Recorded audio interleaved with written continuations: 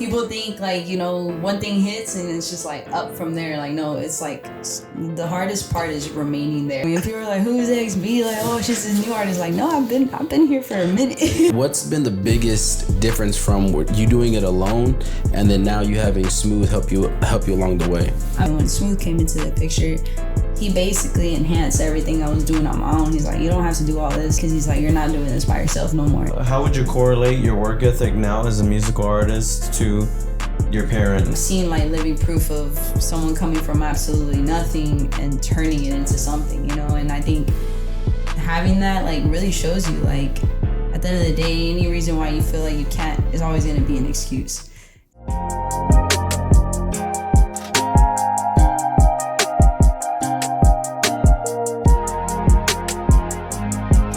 Come in here, it looks professional. Tune into the content.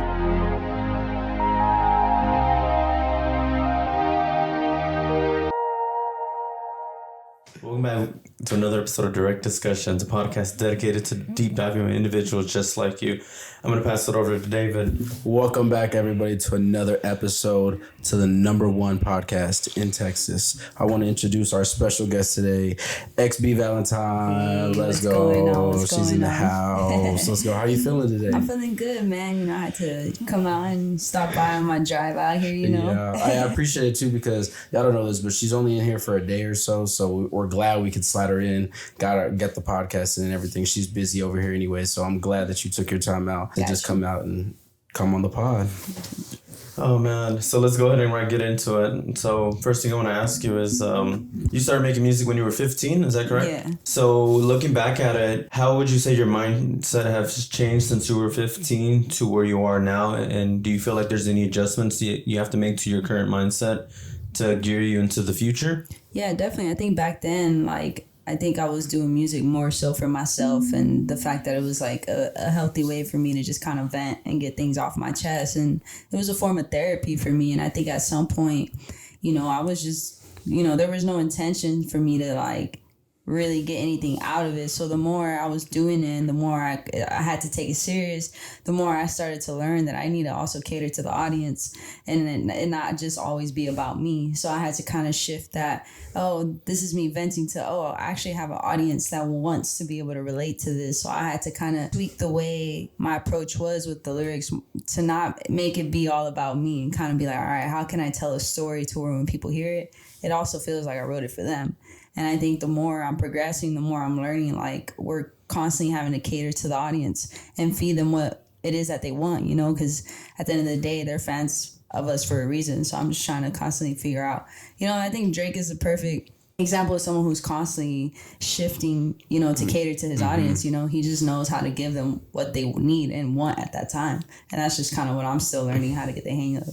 So one more question as it relates to the music back then.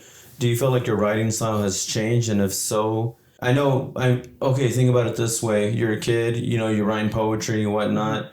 You know, you translate that poetry into, you know, writing lyrics. Do you feel like the majority of your writing was more verses on verses on verses and then not really focusing on the chorus? Yeah, definitely. I think, and it's crazy because I think that's something I never really like have mentioned too much about, is like the way I used to write back then. I used to care so much about like the lyrics, and I wanted to make sure like I had punchlines after punchlines to the point where like not everyone can understand what the hell I was talking about, you know? So I was like, man, it's too much like metaphors, like not everyone's in it. Like there's just no like set subjects so that people could follow. And, you know, the more I started learning, I was like, oh, like choruses matter because that's the one part that's going to stick to people's brain. That's what they're going to remember from the song.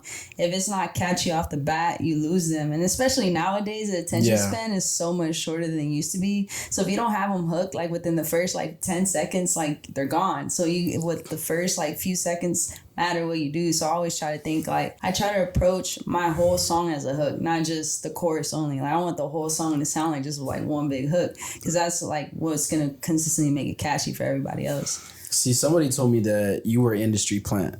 No, I'm just joking. I'm just joking.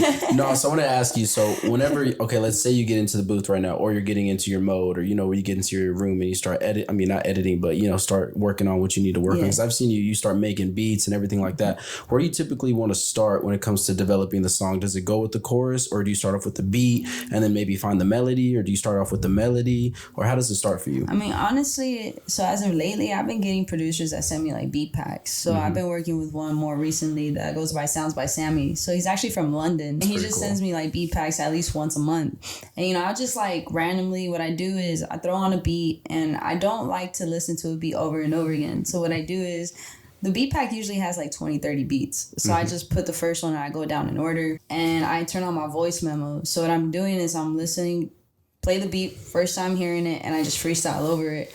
If I like what I come up with, I keep it. I name it the same thing as the beat so I can go back and just go and re-edit it. Or, if I don't like it, then I just keep going. I do the same thing to every single beat until I find something I'm like, I like that. Then I throw it in, Logic, and then I start a whole new project from there. So I really just kind of like to freestyle because it helps me come up with cadences, because I like to change my flow so much in my songs, and I think that's like important for me to do.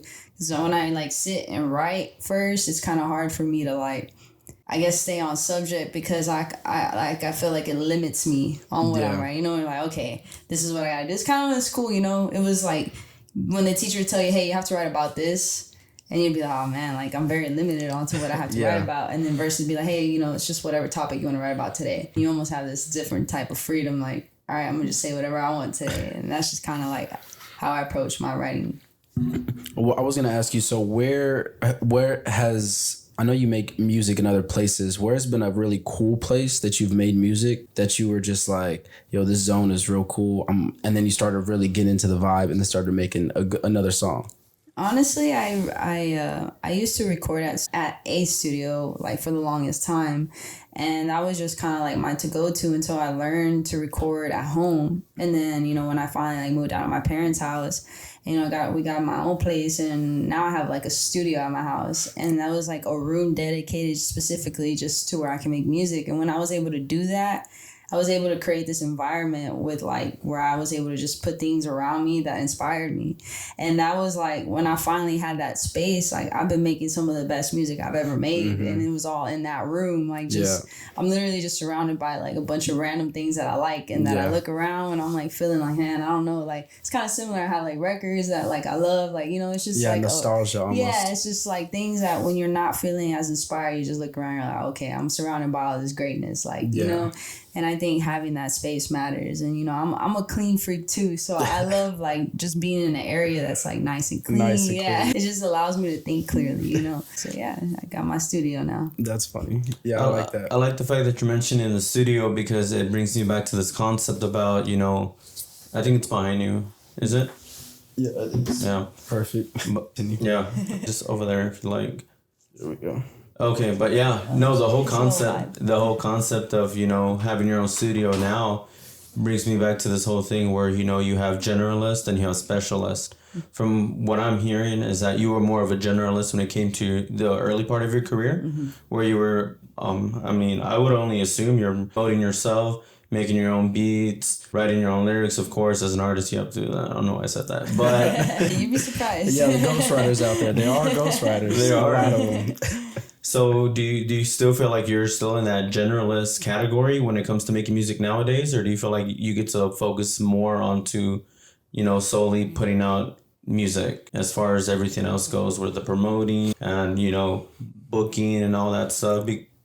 I think, I guess, I don't know if what you're asking exactly is if, like, am I having to do these things, like, still on my own, like, as far as the booking? Yeah, so, I'm actually, like, signed to a manager that, like, he actually helps me with all of that. Which is Smooth Vega. Yeah, so Smooth Vega. Before him, I did do everything by myself for years, I was being represented by someone else for a while, but we're both kind of, like, on the same boat. He wasn't like, someone this big industry person, he was just someone trying to figure things out with me. And when I met Smooth, it was like a transition, because he was very heavily involved in the industry, and he just already, kind of established himself. So whenever he kind of took me under his wing, I was learning a lot about the industry. Like, I was doing all I could by myself, you know, for the long time. You know, I have my camera. I would set up on a tripod and film content before I even knew content was supposed to be a thing. You know, I would post on Twitter, like just little pieces of me in front of a microphone singing with lyrics on the screen or just like random stuff like that. And I would create my own cover art. I was, you know, distributing my own music through TuneCore, like since way back. And I was just doing these things and I was Googling, how do I do this, you know? But then when Smooth came into the picture, he basically enhanced everything I was doing on my own. He's like, you don't have to do all this. Like, still, you got to do some of it, but like, let's just enhance it, make it, polish it. Let's make it look bigger than what it used to be. Cause he's like, you're not doing this by yourself no more. And having that, you kind of, like, people really thought I came out of nowhere. It's like, yo, I've been around. Y'all just are finally hearing about me. And people were like, who's XB? Like, oh, she's this new artist. Like, no, I've been here for a minute. Yo, y'all don't even know she's from the joint. Y'all don't know this. If y'all been watching, she's from the joint, yo. Back then with Brandon and everything like that, she was winning all the competitions. I remember it was like that's crazy. That's 2 or 3 weeks. Yeah, 2 or 3 weeks in a row where she was just like, oh, XB's winning another one. It was just like, damn, she couldn't lose. At that time, it was funny. But that's like, yeah. They were like, let's quit bringing this girl on. We need somebody else to win.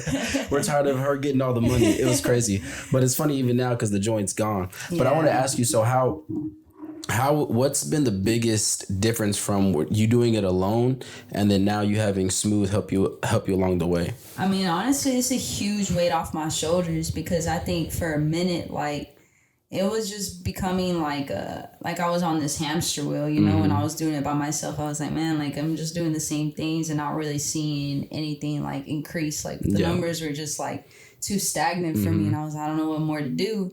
So when Smooth came along, he kind of already knew a lot about how social media works. He understands a lot of like how to piece together content, how to put it out to where it makes sense. And, you know, and I think that's something I've been learning a lot from him is just everything has to be, you know, sequenced in a way that it's like everyone has to have their own cadence as far as like figure out what's working for you. Like if you're posting, you know, once every other day, like, you know, and stuff like that. And like all those little things like really matter when it comes to like growth as an artist. Cause I've seen it. It's like a roller coaster. Like people think like, you know, one thing hits and it's just like up from there. Like, no, it's like the hardest part is remaining there. Like you got to keep consistency. You just got to keep posting things but it's just like one of those things you got to figure out what's working for you as far as like the content part of it.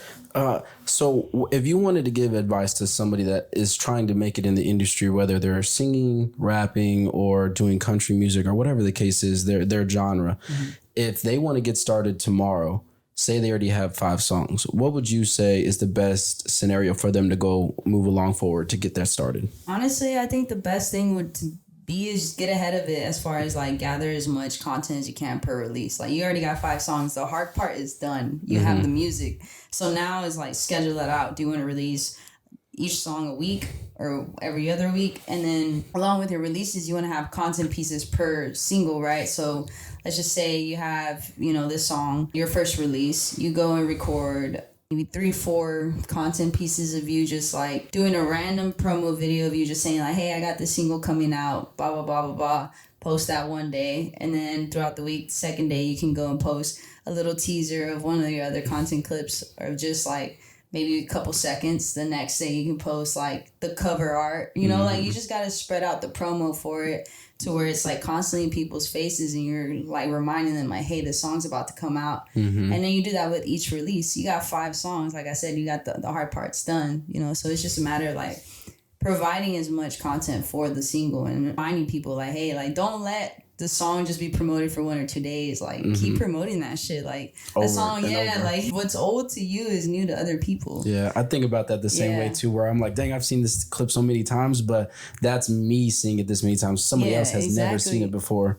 Yep, exactly. So let's go ahead and you were from Georgetown, correct? Small city, small town, whatnot. So I would like for you to walk us on that journey of, you know, that whole narrative of small town, big dreams. And I guess what I'm trying to say is from that time when you were in Georgetown making music to the time you got with linked up with Smooth Vega, what were some of the things that were going through your head? I mean, honestly, like kind of being from Georgetown is like there's no sense of guidance as far as any music scene out there. Like, it's non-existent. You know, you just kind of. I got lucky because I was introduced to the Austin music scene, and you know that's like Austin's 30 minutes away from Georgetown, so it was just like up the street to us. You know, that was just a city that a small town people would go to.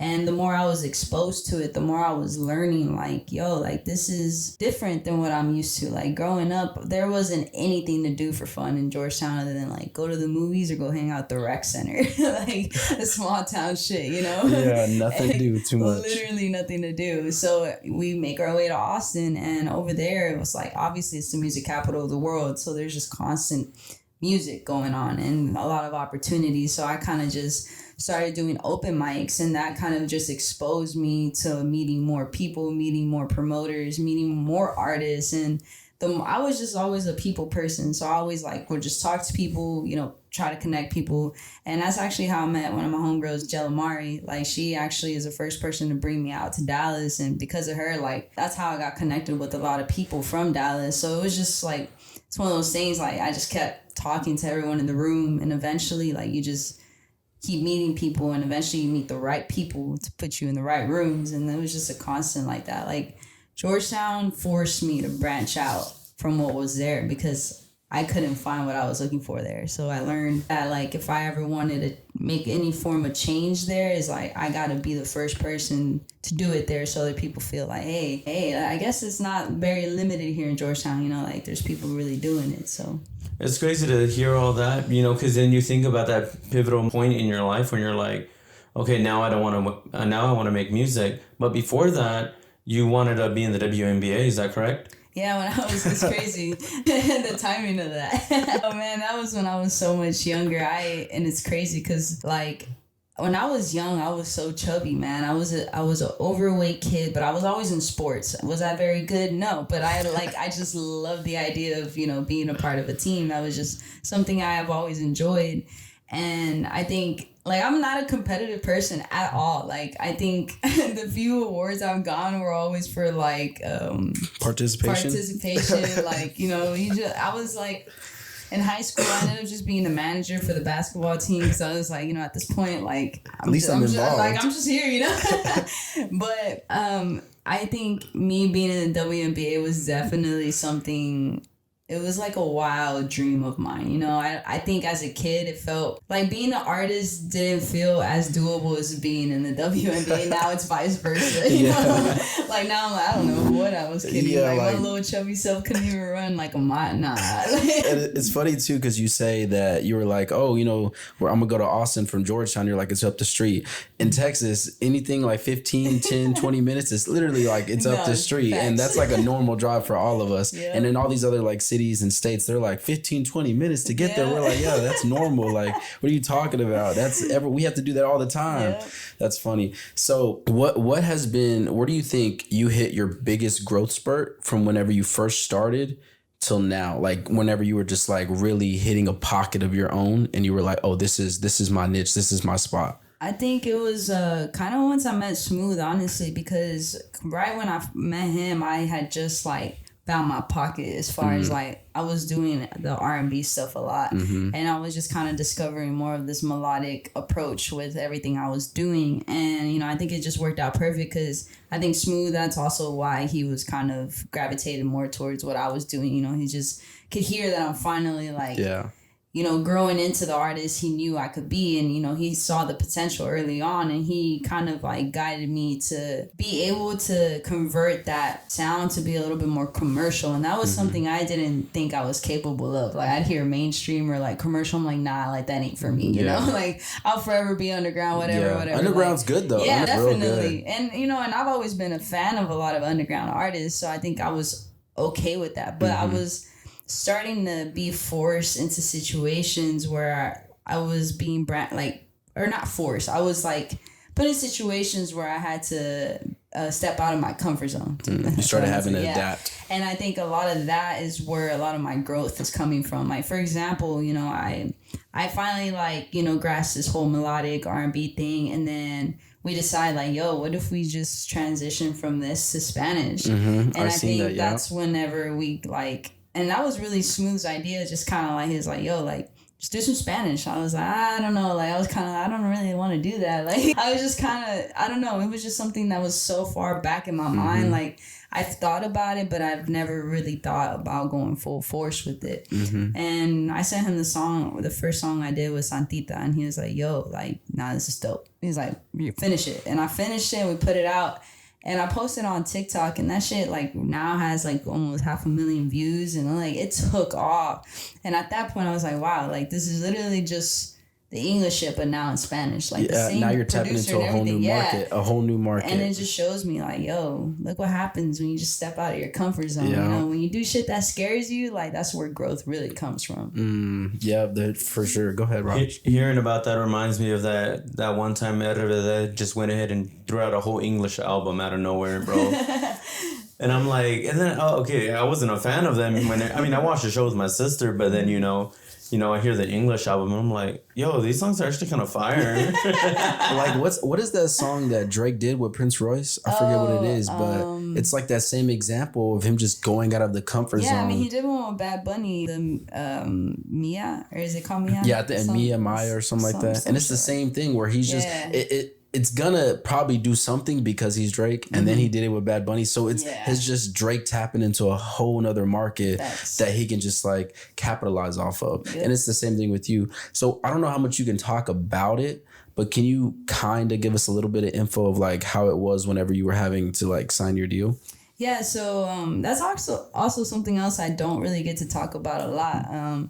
So that situation that I was in was a distribution deal that I signed with EQ Rock Nation, which is EQ is a distribution company under Rock Nation.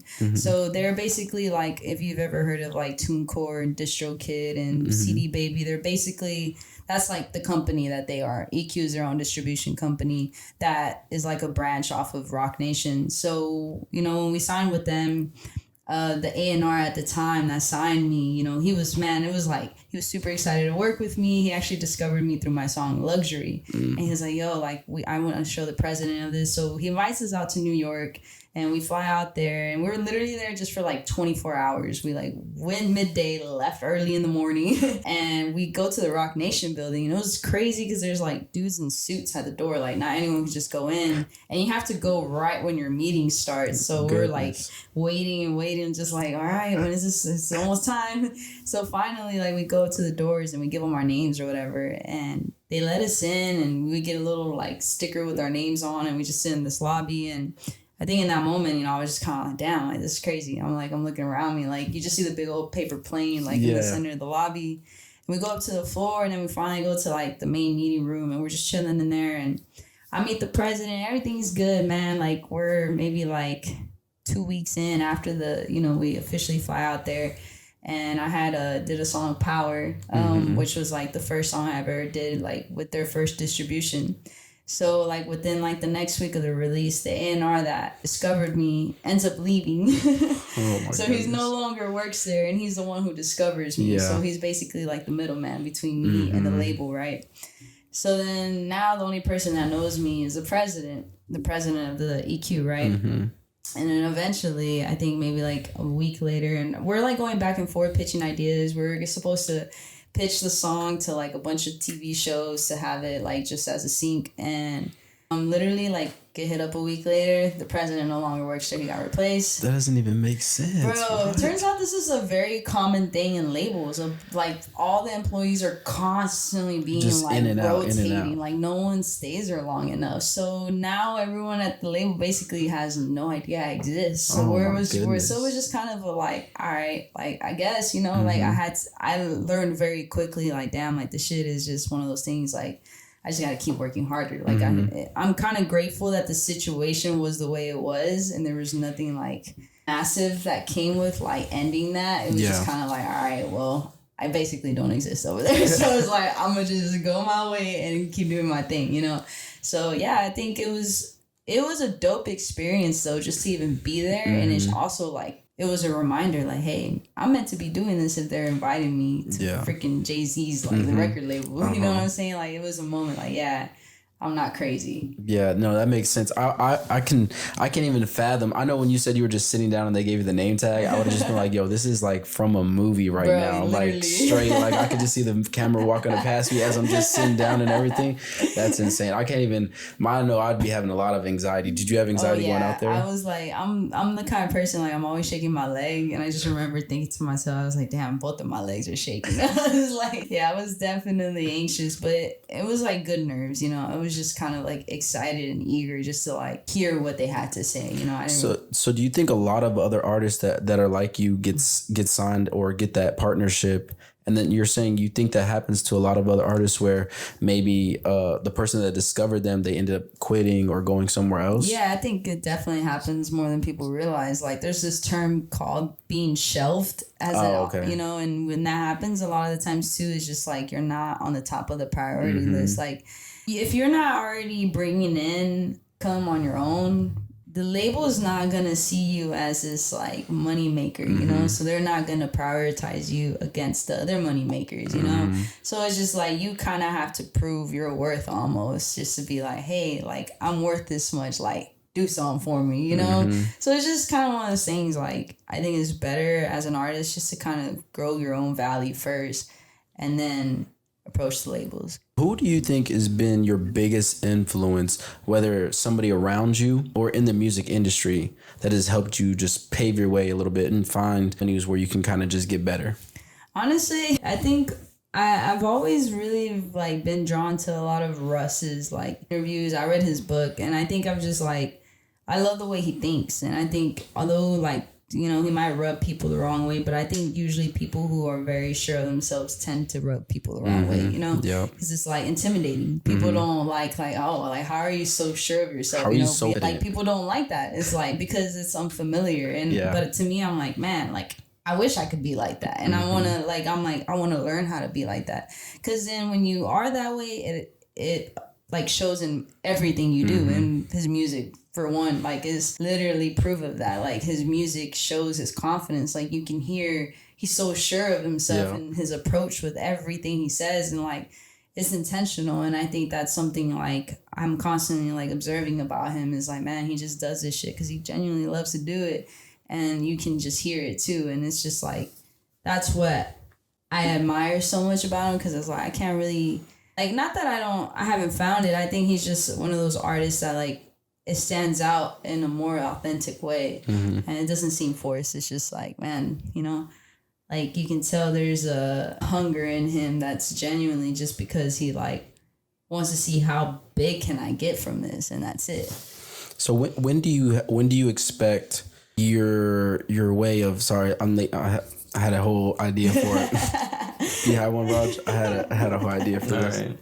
So currently you reside in Austin? Yeah, so the Austin area. So I know that's maybe 2 hours away from Houston, whatnot, right? Yeah, about almost 3. Yeah, depending. Do you spend a lot of time in Houston? Honestly, no. I maybe go like once every like 4 or 5 months, just like, you know, depending. I've been going more recently just because Frankie J is also being managed by my manager now, so he's like a part of our like management team. Part of the Mexican Avengers. The Mexican Avengers, a part of the circle. As a disclaimer, Smooth Vega did not make that term. That term has been made up by the internet. Smooth, if you're seeing this, remember those Facebook lives that we were talking about. That's funny. The Mexican Avengers or Latino Avengers. That's hilarious. Yeah, it's too funny, man. But yeah, so because Frankie actually lives out there, so we've been going to like do things with him out there, and also Baby Bash is out there, and trying to think, and Paul Wall. So in Houston. Yeah. Oh yeah, for sure. Yeah, that's their whole spot. Yeah, so that's the only reason I'd really be going out there than that. And is Smooth usually the one that's putting these collabs together for you? Yeah, definitely. It's like kind of crazy because like I've honestly have never really come to him and be like, hey, I want this person on the song. Like it's always been so demanding. Yeah. Nah, like it's how it works usually is like he'll just be like, hey, cut me a demo. And he'll just randomly tell me, and I'll send him a song, or I'll send him several, and he'll be like, okay, I got an idea. I'll just be like, all right. Like I literally like have so much faith in this man. I'm like, all right, you know, do your thing. Like I just give him the song, and I trust that he's gonna do something dope with it, right? And he'll hit me back and be like, hey, I'm going to get this person on the song. And sometimes I'll be like, I don't know if it's going to sound that good on this song. You know, maybe I should do something else. He's like, no, like, this is good. I'm like, all right. Like, and I just like trust him. And a lot of times, like, I'll get the song back. Like, I think the first time he did that was with the Bone Thug song that I have. And when I sent him the song, like, I had no idea he was going to get Bone Thugs on it. So I just sent it to him, and he told me, I'm going to get Busy Bone on it. I was like, nah, bro, like, let me send you a different song. Like, we're getting Bones on it. Like, let me give you something. He's like, no, trust me, this is the one. I was like, are you sure? Like, I feel like I can do so much better. He's like, no, like, just trust me. And then he hits me back another week later. He's like, hey, I'm going to get the other Bone on there.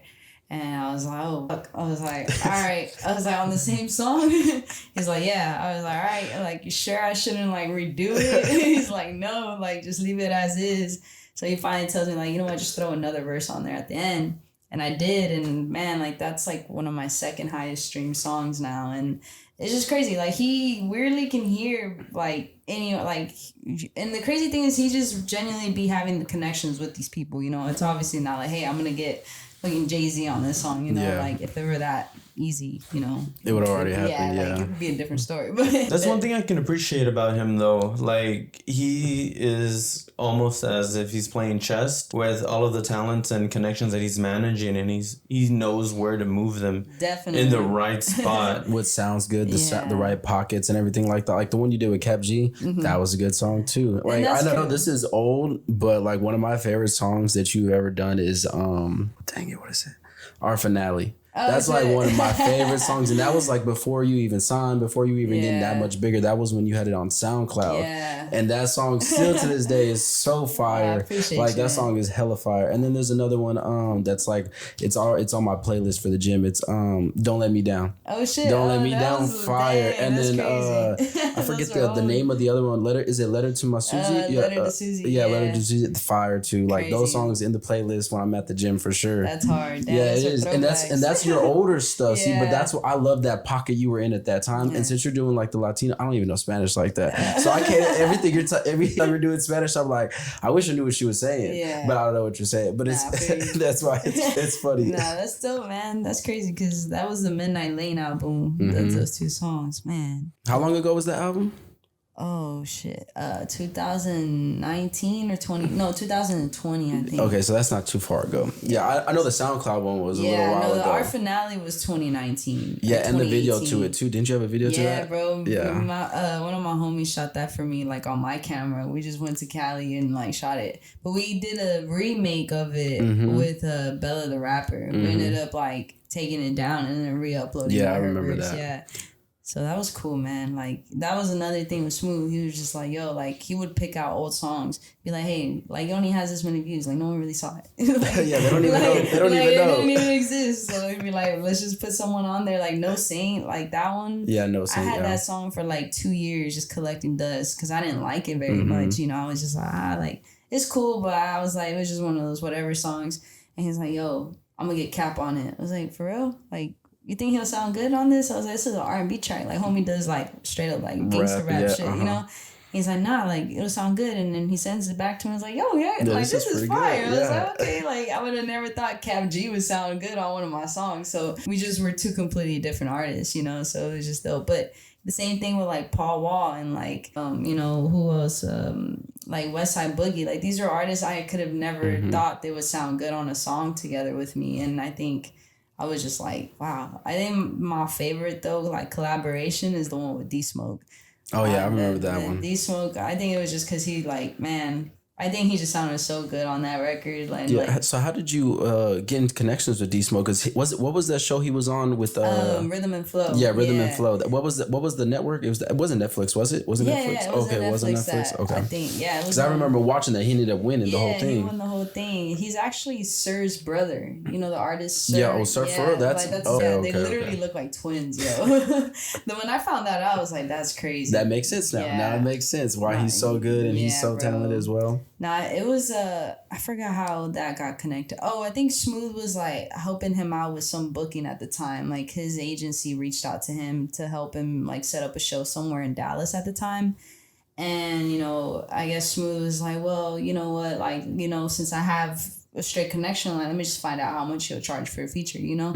So we ended up finding out, and I was like, oh, like, you know, I'd be down. Like, let's do it. You know, I'd love to have a song with him, you know? And it wasn't, like, he was more on some, like, let me hear it first, and then, like, we'll go from there. So I was just like, oh, like, there's going to be a chance he's not going to want to do it. He actually hit us up. He's like, yeah, like, I'm down to do it. Like, so he was like, if y'all can, like, let's link up.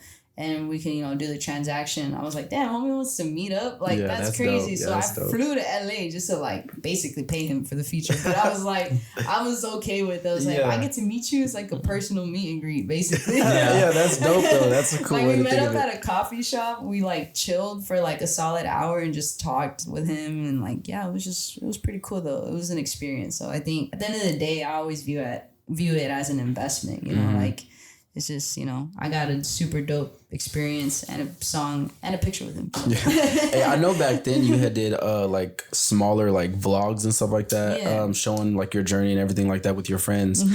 Forget what was the group you used to call y'all's group? We're considered GYO. Yeah, GYO. Yeah. And so when you were doing those, have you like transitioned any of that old stuff into the new, like now where you have people like still recording you doing that? Like that would have been cool to get that on camera. Yeah. You going to do that meet and greet and whatnot. So like, do you still have any? Are you doing any of that now? I mean, definitely I want to do it more. I've had like a few like friends here and there who do like video work, like come with me, but it's like hard to find someone who's just able to like dedicate their time to you and you only, because you know a lot of the people I work with a lot of other people, you know, so it's like one of those things where it was easier back then because it was just like my camera and my like little group of friends, and we would like record each other, but like most of the time I was the one recording everyone and I'd be the one like doing everything. So it was like you know, so it's kind of getting to a point where like I was like, man, like I do need someone to be capturing everything with me, but it is hard, like, you know, it's just a matter of time, though. Like, I think at some point someone will, like, be like, hey, like, I'm down to just follow you around with a camera, you know? But, you know, I think I've also, like, have documented a lot of stuff on my own that I've, like, never really posted, but I'm always telling myself there's going to be a time, like, where I do got to make, like, a documentary or something, and I'm going to have all this footage from throughout the year. So I have, like, this hard drive with, like, footage from the past, like, 6 years. It's just like random stuff, smalls, So when was your first show? And if you can remember, how many people were at that show? And then what has been your biggest show and how many people were at that show? So the very first show I ever did was at Forte Hookah Lounge in Austin. It was an open mic. And this kid I went to high school with at the time, I guess he like, I don't remember exactly how I came across it, but he had posted something like, hey, if you need an open mic slot, like hit me up. Got an opportunity to perform in Austin. I was like, yo, let me know. He was like, oh, like it actually got booked up.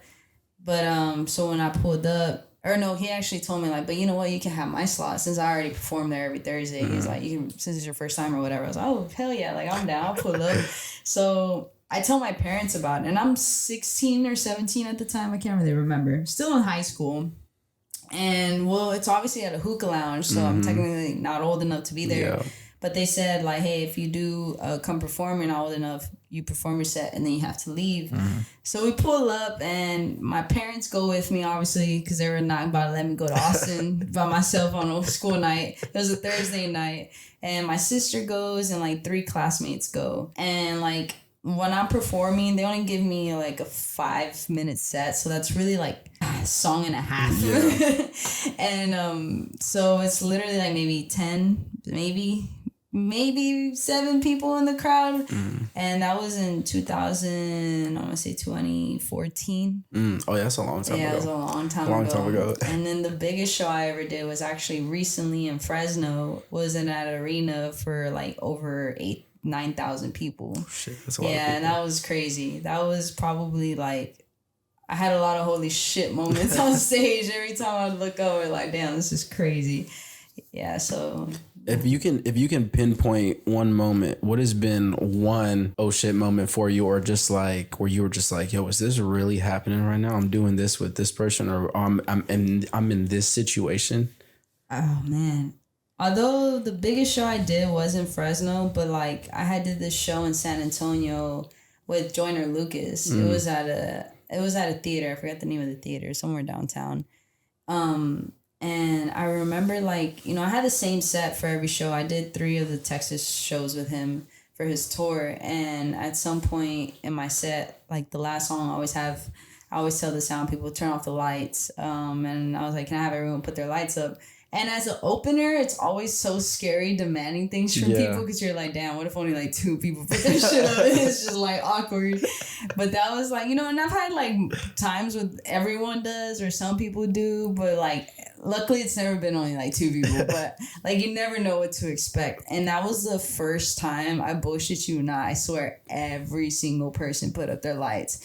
And I got that on camera, like, and I have it like literally you can see me like grab my head and be like, what the fuck? And you can hear Smooth in the background. He's like, oh my God, I'm about to cry. Like literally in the video. I got motion. Like it was just good. It was I look back at Smooth like, bro, are you seeing this? Like I just remember looking at all the lights because it was just, and for a moment I was like, damn, like these people actually fuck with me. Yeah, this feels good. Yeah, because it was like, as an opener, like I've only gotten a headline 2 shows, so like I do know what it feels like to have people there for you, but to have that many people there for you, like, and that was just a moment where I felt like I converted everyone into a fan in that moment. That's fire. And it felt like, damn, I really have the power, Yeah, like I always imagine what it feels like for the artist when you're on stage and y'all do something like that where they're like, everybody put your hands in the air, go left, right, or whatever it is. Like I always imagine how y'all feel in that moment, because when I'm looking at everybody else doing it and they're on stage, I'm like, yo, I can only imagine the emotions they're feeling right now, because this is crazy. Like you just said, just that demand of like,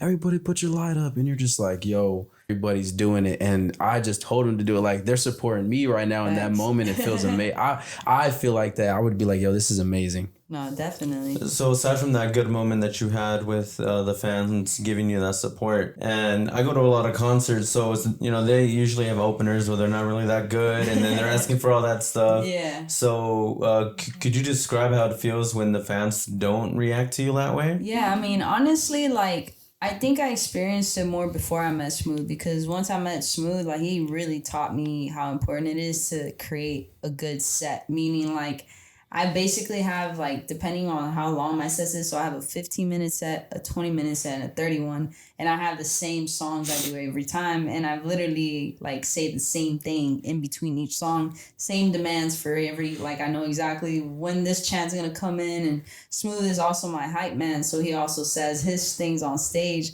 so it's like, it's basically like a script that I have, and before that, I didn't have that, so I would literally go on stage, would like be like, what's up everybody, my name is blah blah blah, and then I'd be like, all right, song plays, whatever I perform, I'd be like, okay, next song. I'd be like, all right, next song. There would be no me talking in between my songs. And now I have this whole story in between songs. Like the last song that I do is like literally I end it, every single set ends with a song I have called What You Need. And this is the first song I ever wrote about a female, right? So what I do is I literally tell the sound or the stage people like to turn off the lights in the whole building, and I'll be like, I'll bring out a stool. I'll be like, all right, I'm about to get real with you guys. I was like, and I was like, can I have everyone get their lights up? Everyone puts their lights up, and people do it because I mean they have no choice. It's dark in there, so that kind of helps. And I get the stool and I start, the song plays, and like it has a good little like 15 seconds before like the verse hits, and I'm just like, this song right here is the first song I ever wrote about a girl, and everyone cheers because they're like, oh shit. They're like, oh, like, and they're like, it's the first time I'm putting myself out as an LGBT artist, and the song plays, and then I go into it, and then the song has like a kind of a more upbeat hook, and it's just kind of more of my fuller sounding songs, so we like to end it with it because it's just like ends with a bang kind of. And I think kind of just mastering how to structure your set to where it's really going to keep the people paying attention. And I think that was very crucial for me. Like, because now, like, my set consists of every type of song I have. It's not like every song is going to sound the same. You're going to be like, oh, shit. Like, the first one, she was rapping. The second one, she was, like, awesome. Like, the first song on my set is Double Up. And then it's Power. So you got, like, one me, like, literally just rapping. The second one is, like, some more like triumph cinematic sounding song, and then the third song is usually The South. And then it's like, I'm having different songs for different people just in case they didn't like the first one. They're like, yo, the second one was hard though. Like, or shit, they're like, man, I didn't really like any other ones but the last song. Like, I've had people tell me like, yo, that last song though, and that's like shows me like how important it is to have diversity in my set.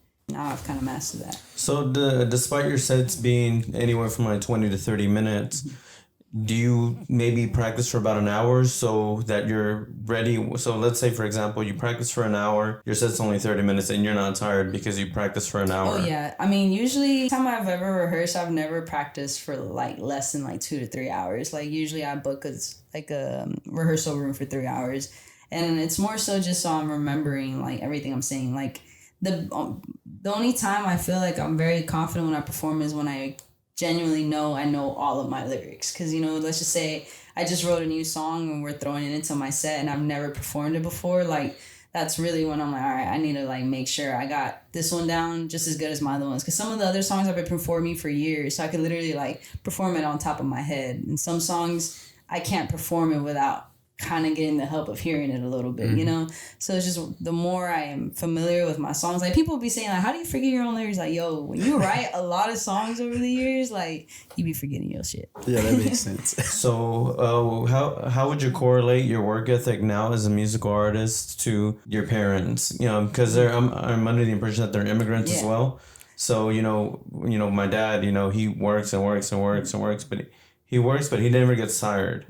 He never gets tired because he always tells himself, I always act like I'm going to work for overtime. So when I don't work overtime, I just come home and I don't have a lot of energy. Yeah. Could you relate? Yeah, that's crazy because my dad, it's funny because growing up, we couldn't never really complain that we were feeling sick. He would always be like, oh, like, he's like, how do you think I'll never get sick? He's like, because it's all up here. He's like, if you tell yourself like, oh, I feel like this, or, you know, if you're like not moving around, he's like, of course you're gonna feel worse. He's like, I'm feeling sick, I do more, and he's like, then I feel fine. And that's just like his mentality, you know. He's like, the more you just kind of ignore it, like eventually like you'll be cool. And honestly, like that man, like I've only ever seen him sick a handful of times, and when he is sick, like you can barely tell because he's just still pushing. And like I think it's just that like Hispanic mentality, you know. I'm sure they've seen their fathers do it, and if not to a crazier extreme, you know.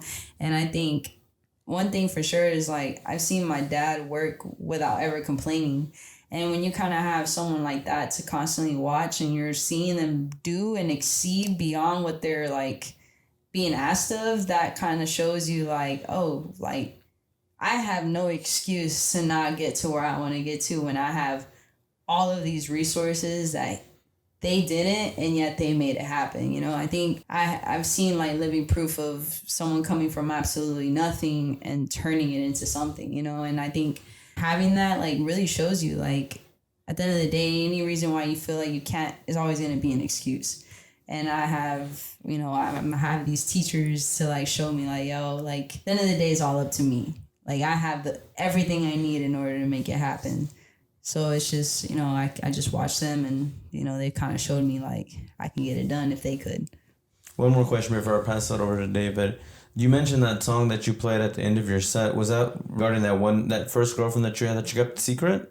On which one? You said at the end of the set you wrote the song about a girl. I can't remember. Yeah, that one. Yeah. So I know who she wrote it about. I know who she wrote it about because I've been following her on Instagram and everything like that. So I know who she wrote it about. Yeah. So I accidentally hit this. Sorry. No. So So the Our Finale song and What You Need are about two different girls. Yeah, I know. I know that. Yeah, so different times. Our Finale, I think that's way song. old. That's hella old. But What You Need is actually about the girl I'm still with right now. It's been like almost 5 years, and yeah, she that song I wrote because we were in like a very in denial situationship where we were like, it is what it is, but we're not gonna be in a relationship, and we're cool with it, right? But it was all like, I didn't tell no one, and she like only like her roommate knew about, so it was just kind of like, you know, it was just, we kept it a secret, and, you know, I think it was just one of those things like I didn't really want to like put it out there, really tell anybody, and then literally ended up falling in love again. So okay, one more before I pass it to David. This is probably gonna be my second and last one, but with you traveling around Texas and around the country for an artist, for music, and the girlfriend that you're with now, she's a traveling nurse, correct? Well, she used to be, yeah. So when I moved actually here to Dallas, she became a travel nurse. So it was like, it worked out perfect. But, you know, luckily her schedule is pretty flexible. So anytime I do get to travel, as long as she gives like a heads up, and like she's able to go with me almost everywhere, unless it's like a last minute trip. Like that's happened when I had to go to Fresno, and flying to Fresno is stupid pricey. I don't know why. That's crazy. Like I had no idea how expensive it was to fly out there. So how much was that flight? Bro, I don't even like want to say. $1,200? Nah, it wasn't that expensive. Oh, okay. I was gonna say that to me for one way for artists going and coming back. That's a lot. But even like to Fresno, like bro, that shit hurt me. I was like, I could have done so much with that. It's okay though. I could have drove over there and you offered $99. Bro, besides gas, but still, yeah. Nah, low key though. I want to ask you how many. There was 3 people you could potentially work with. Ooh, I like this. Who would be question. these 3 people you would want to work with? I feel like it changes every interview I do, but the one that has not changed is Karlaaa. Oh, okay, yeah, I can see that. I definitely want to do a song with Karlaaa. If you did one with her, would you do Latino with that, or would you go back a little bit to your other side? Probably. Ooh, actually, I don't know. Some Spanglish would be a little fire. Yeah. Like, you know, throw in some Spanish, not completely in Spanish, but like just a little bit. Like those. I feel like if y'all now that you bring her up and I'm thinking about it, it would sound good if it was like when you do like a 10-second part of your verse and then she does like 10 seconds. Back and yeah, forth. back and forth. That would be fire with her. That would be fire with her. Who's 2 more artists? Second one definitely would have to be Young Miko. Ooh, never heard of that one before. Young Miko, you don't know. Oh, I forget. You don't understand Spanish that much. Yeah, see that. Bro, Young Miko is she's fire. Honestly, like, you would have to just go and listen She's to her Latino? music. Yeah, okay. She's a reggaeton artist, but she's also LGBT, so it's pretty dope. You know, there's not a lot of Latinas like her, like, so I think it's fire. And I think the third one would probably have to be Brent Faiyaz. Brent Faiyaz. Oh, yeah. Fire. Like, I can see that for sure. Yeah, it's like, man, he just goes so hard. That one you probably don't do Latino with. Nah, 100% not. Yeah. No Spanish in that one. No. So where would you see yourself in the next 5 years? Honestly, in the next 5 years, I definitely see myself traveling more. I definitely would love to do like an overseas tour someday. You know, I think I've used to say like I just want to tour like, you know, outside of Texas and stuff. But I'm kind of like, man, I just want to like see where else my music can take me. And I think I'm trying to manifest it, you know, so I'm putting it out there, you know, I'm trying to travel more for sure. And just seeing how far my music can take me. Honestly, I think doing the Latino is what's going to be able to open the doors for you to do that overseas type of thing. That's facts. No. Oh no, I'm sorry. I thought you had one. No. I'm sorry. I'm looking at the thing and I'm like, you said you have a photo shoot at 7, right? Oh yeah. Yeah. What time is it right now? 51. All right. It's probably good. She got plenty of time. No, I'm just saying she still has plenty of time before she has to get there and stuff like that. She does, but she don't because of the drive. Yeah, we don't want to take up too much of your time. Oh, true. I forgot because she has to go back out that way. I'm already in town. It's good, but I forgot she's it's like, I'm technically good. like on the other side of town. Yeah. I mean, it kind of is. Yeah. But I appreciate you for coming out. Honestly, I really do because this is something I wanted to do. I was even telling Roger, I was like, yo, if we could go out there, that'd be fire too. But, you know, our schedules and stuff. But I really appreciate you for coming out. No, it's like the moment I found out I was coming to Dallas, I'm going to hit up David for sure. So I definitely. I appreciate that. It's funny too because I might be correct or I might not. But I remember when you had came, this is a while ago, you had stayed at this hotel. And I think that's the day that I think you did come with your girlfriend. And maybe this is when y'all were in the denial stage, but I'm pretty sure not too long after that, either or before that, you had dropped What You Need. Damn. It was right around that time because it had to be maybe a little bit after that because maybe that I remember that's when y'all had like split a little bit because I've been like I said I've been following you. I followed you, so I think that's when y'all had split and I think that's when you made What You Need. Yeah, and that's when you made What You Need. Yeah, bro. Damn. Which is crazy. It's funny because I remember that. Yeah. I forgot which hotel it was, but it was over there. I think for sure on the other side of town and whatnot. But. Damn, bro. Again, no, we appreciate you stopping by the Direct Discussions podcast. And, you know, Day One David over here for sure. Yeah, honestly, if we could get you to come on later on, we would have you on our other one, which is Open Discussion. Okay. And we can actually talk more about more of the industry side of stuff and the other things that you actually personally want to talk about more of and open up about. Because I know you can only say so much, but we want you to open up and explore a little bit more and whatnot. Hell yeah, that'd be dope. Alrighty, guys, would make sure you guys check out content, Instagram, TikTok, YouTube. We got it all linked up in the Linktree bios. You know that. Make sure you subscribe, like, go ahead and follow XbValentine. Check out her music. She's putting out some real dope tracks. David? Appreciate you guys. We'll see you at the next episode. Thank you for XB for coming by. Roger doing another good job. Appreciate you guys. See you in the next episode of Direct Discussions. Let's go. Peace. Keep it saucy.